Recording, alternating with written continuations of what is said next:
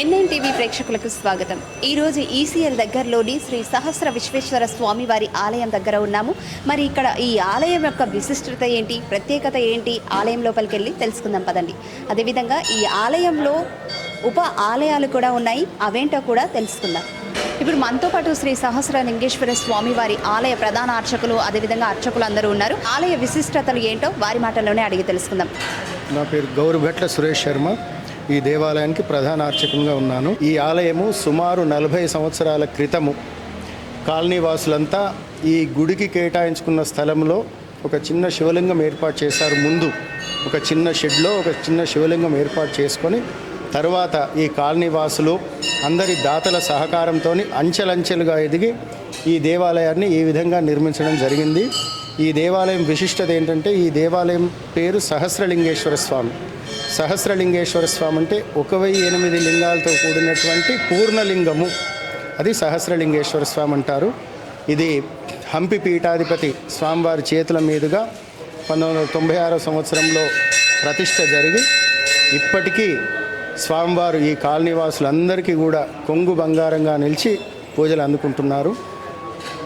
ప్రతి సంవత్సరం వచ్చే ప్రతి పండుగలు, ఉగాది నుంచి మొదలుకొని ఉగాది, శ్రీరామనవమి వచ్చే ప్రత్యేక పండుగలన్నిటిని కూడా విశేషంగా జరుపుతుంటారు. ఈ దేవాలయానికి మహాశివరాత్రి, కార్తీక మాసం ప్రత్యేకంగా ఉంటుంది. కార్తీక మాసంలో ప్రతి సోమవారము విశేషమైన అభిషేకాలు, బిల్వార్చనలు, తర్వాత మహాశివరాత్రి రోజు కూడా ఉదయం తెల్లవారుజామున 4 నుంచే రుద్రాభిషేకాలు ప్రారంభమై సాయంత్రం వరకు జరుగుతూ ఉంటాయి. మళ్ళీ రాత్రి లింగోద్భవ కాలంలో కూడా అభిషేకాలు జరుగుతూ ఉంటాయి. ప్రతిరోజు కూడా ఉదయం రుద్రాభిషేకం జరుగుతుంటుంది. ప్రతి సోమవారము ఉదయం రుద్రాభిషేకము, సాయంత్రం ప్రదోష కాలంలో రుద్రాభిషేకము, తర్వాత బిల్వాష్టోత్తరం, బిల్వార్చన కూడా జరుగుతుంది. ఈ దేవాలయంలో ఇదే కాకుండా ఉపాలయాలు ఉన్నాయి. అమ్మవారి దేవాలయము, లలితా పరమేశ్వర దేవాలయము, తర్వాత ఆంజనేయ స్వామి దేవాలయము, నవగ్రహాలు, సుబ్రహ్మణ్య స్వామి, ఈ దేవాలయాలన్నీ ఉన్నాయి. ఈ దేవాలయంలో ప్రతి శుక్రవారం అమ్మవారికి విశేషమైన అభిషేకము, ప్రతి మంగళవారము, ప్రతి శనివారము ఆంజనేయ స్వామికి విశేషమైన అభిషేకము, తర్వాత ఆకు పూజలు ఇవి జరుగుతూ ఉంటాయి. భక్తుల రద్దీతో నిత్య కళ్యాణం పచ్చతోరణంగా వెలుగుతూ ఉంటుంది ఈ దేవాలయం. అలాగే మనతో పాటు ఆలయ అభివృద్ధి కమిటీ సభ్యులు కూడా ఉన్నారు. వారి స్పందన ఏ విధంగా ఉందో ఈ ఆలయం గురించి తెలుసుకుందాం. నా పేరు పెద్ది నాగరాజు అండి, ఆలయ అభివృద్ధి కమిటీ మెంబర్ అండి.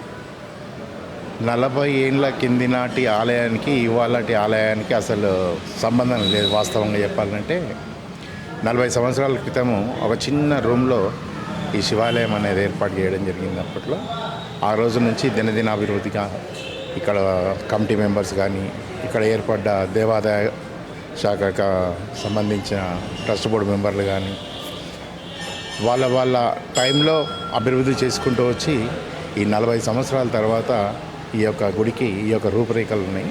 ఇప్పుడు మేము వచ్చిన తర్వాత కూడా ఈ మహాశివరాత్రిని పర్వదినాన్ని పురస్కరించుకొని ఆలయంకి మొత్తం పెయింటింగ్ వర్క్స్ కానీ ఇంకా మిగతా తదితర ఇక్కడ డెవలప్మెంట్ ఏవైతే ఉన్నాయో అవన్నిటిని కూడా ఏర్పాటు చేసుకోవడం జరిగింది. ఇవన్నీ ఇక్కడికి వచ్చే దాతల సహకారంతో చేయడం జరిగింది.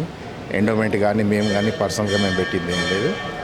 అలాగే ఈ 3 నెలల 4 నెలల కాల పరిమితిలో సుమారుగా ఒక 10 లక్షలు వెచ్చించి ఈ దేవాలయానికి రంగులు ఏర్పాటు చేయడం అయింది.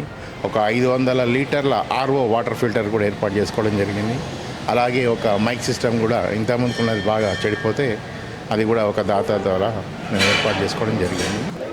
మీరు ఎప్పటి నుండి ఇక్కడికి వస్తున్నారు సార్ ఈ ఆలయానికి?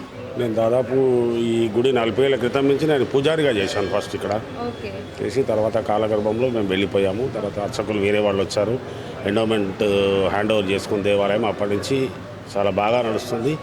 భక్తులకు కొంగు బంగారమై కోరిన కోరికలు తీర్చే పరమేశ్వరుడిన ఇక్కడికి ఈ చుట్టుపక్కల ప్రాంతాల నుంచి కాకుండా కూడా సిటీ నలుమూలల నుంచి కూడా ఇక్కడికి భక్తులు వస్తూ ఉంటారు, వాళ్ళ కోరికలు తీరుతూ ఉంటాయి.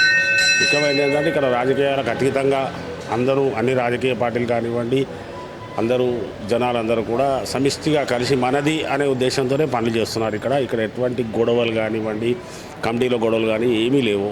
చిన్నగా ఒక చిన్న రూమ్లో ఉన్న దేవాలయం ఇవాళ ఇంత పెద్దగా అభివృద్ధి చెందింది. దీనికి కారణం ఏంటంటే ఇక్కడ ఉన్న సిబ్బంది, అర్చకులు అందరూ సమిష్టిగా మంచిగా కలిసిమెలిసి అన్నదమ్ములాగా పనిచేయడం వల్ల ఈ దేవాలయం అభివృద్ధి చెందింది అని చెప్తున్నాను.